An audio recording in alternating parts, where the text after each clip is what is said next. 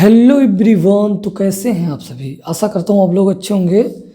तो आज के इस वीडियो में मैं आप लोग को नया सेट सॉल्व कराने जा रहा हूँ। रसायन विज्ञान paper code 347 CB set number 2। मैंने सेट नंबर 1 सॉल्व करवा दिया था और कई सेट सॉल्व हैं। आप लोग यदि पूरा वीडियो देखना चाहते हैं कई सेटों का सॉल्यूशन, तो प्ले लिस्ट में बहुत सारे सेट सॉल्व हैं बायोलॉजी के, केमिस्ट्री के, वहाँ से आप लोग पूरा जाके देख सकते हैं। तो चलिए वीडियो को स्टार्ट करते हैं और हम पहले ऑब्जेक्टिव क्वेश्चन को सॉल्व करवाते हैं। जैसा कि आप लोग को स्क्रीन पर दिख रहा है क्वेश्चन, पहला क्वेश्चन है, इसमें दिया हुआ है ऑब्जेक्टिव है, दिया हुआ है सोडियम क्लोराइड क्रिस्टल की संरचना है, जो कि आप लोग के सिलेबस में नहीं है, स्टार लगा हुआ है। तो इसमें ऑप्शन नंबर सेकंड सही है, FCC। दूसरा नंबर क्वेश्चन है, FeTO3 इंटू XH2O के कोलाइडिक कण पर आवेश होता है। ये जंग का फार्मूला मूर्छा जो होता है, तो इस पर जो मतलब कोलाइडिक कण पर आवेश होता है वो धनात्मक होता है, पॉजिटिव चार्ज होता है। तीसरा ऑप्शन है, पहले का ग नंबर दिया है, साधारण ताप पर सल्फर का अणुसूत्र होता है। तो साधारण ताप पर जो सल्फर का अणुसूत्र होता है वो S8 होता है। ऑप्शन नंबर 4 सही है, S8 होता है, याद रखेंगे। जैसे फास्फोरस का P4 होता है ना, वैसे ही इसका भी होता है। अगला दिया हुआ है, खाद्य पदार्थों के पैकेट में प्रयुक्त होता है। तो खाद्य पदार्थों के पैकेट में N2 का प्रयोग करते हैं, जिससे जो भोज्य पदार्थ होते हैं वो क्या होते हैं, मतलब बने रहते हैं, मेंटेन खराब नहीं होते हैं। अगला दिया हुआ है 8 नंबर, विशिष्ट चालकता का मात्रक है। तो विशिष्ट चालकता का मात्रक होता है, फर्स्ट नंबर ऑप्शन सही है, ohm inverse centimetre square mole inverse. अगला क्वेश्चन है, पहले का 4 नंबर दिया, वैद्युत अपघट्य पदार्थ नहीं है। 4 ऑप्शन है, इसमें यूरिया सही है, क्योंकि मतलब वैद्युत अपघट्य पदार्थ वह होते हैं जिनको जलीय विलयन में मतलब ले जाने पर वो अपने आयनों में टूट जाते हैं, लेकिन जो है वो अपने आयनों में नहीं टूटता है, इसलिए वैद्युत अपघट्य पदार्थ नहीं है। और NaCl अपने आयनों में टूट जाएगा, जैसे जानते हैं आप, जल में डालने पर नाइट्रिक एसिड भी अपघटित हो जाएगा, अमोनियम नाइट्रेट भी अपघटित हो जाएगा।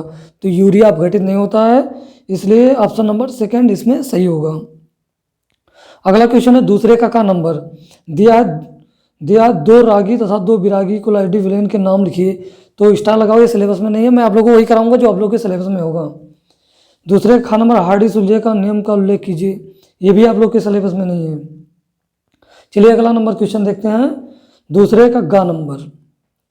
आइए दूसरे के गा नंबर क्वेश्चन का सॉल्यूशन देखते हैं। दूसरे का गा नंबर क्वेश्चन क्या है, प्रतिप्रासरण का उदाहरण सहित अर्थ स्पष्ट कीजिए। क्वेश्चन यहाँ पर दिया गया है, प्रतिप्रासरण को अंग्रेजी में कहते हैं रिवर्स ऑस्मोसिस। आप लोगों ने नाम सुना होगा RO का पानी पीते होंगे, तो वही क्रिया होती है। RO क्या होता है मैं आप लोगों को बता रहा हूँ। ये क्रिया होती है प्रासरण के विपरीत होती है। जब हम मतलब विलयन पर प्रासरण दाब से अधिक दाब लगा देते हैं तो प्रासरण की क्रिया उल्टा हो जाती है, तो उसे हम क्या कहते हैं, रिवर्स ऑस्मोसिस कहते हैं।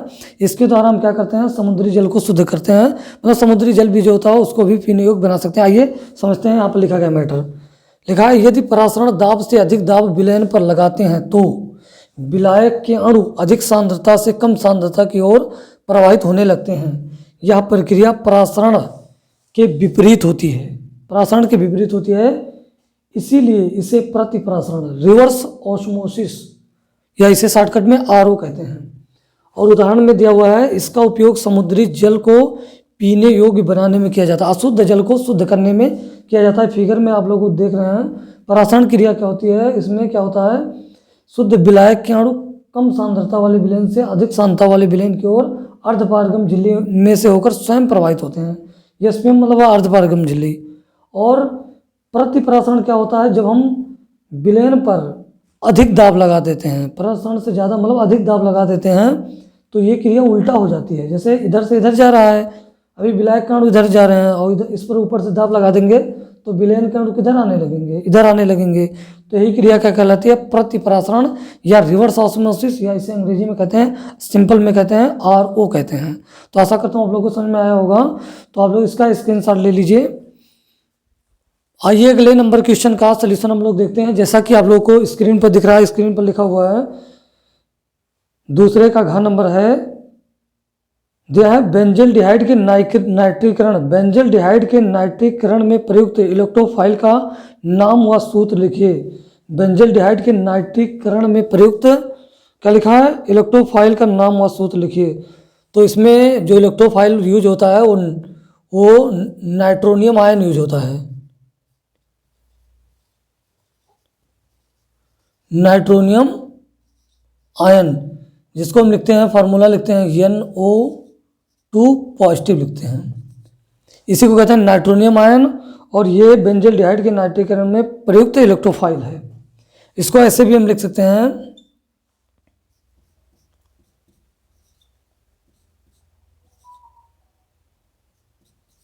इसको चाहे आप ऐसे लिखें चाहे ऐसे लिखें, तो ये यूज होता है। अगला क्वेश्चन इसमें दिया हुआ है, आप लोगों को स्क्रीन पर दिख रहा है, एक डाइसैकेराइड का नाम तथा अणुसूत्र लिखिए। तो एक डाइसैकेराइड जो होता है,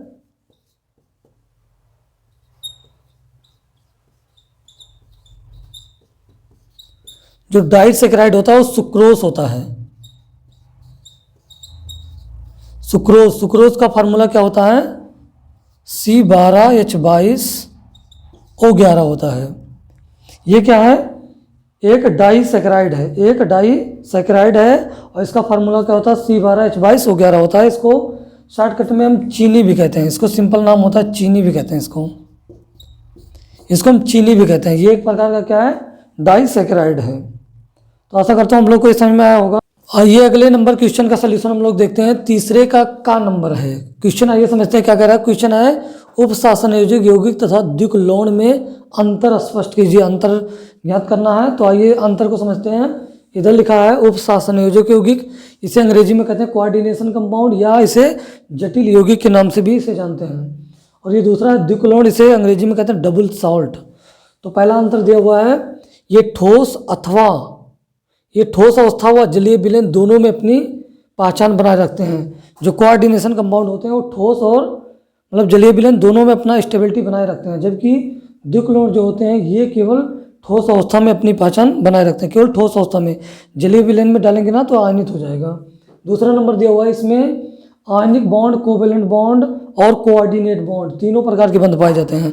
जो मतलब कोऑर्डिनेशन कंपाउंड होता है इसमें तीनों प्रकार का बंध पाया जाता है, जबकि जो द्विकुलोण होते हैं, डबल साल्ट होते हैं, उसमें केवल आयनिक बॉन्ड पाया जाता है।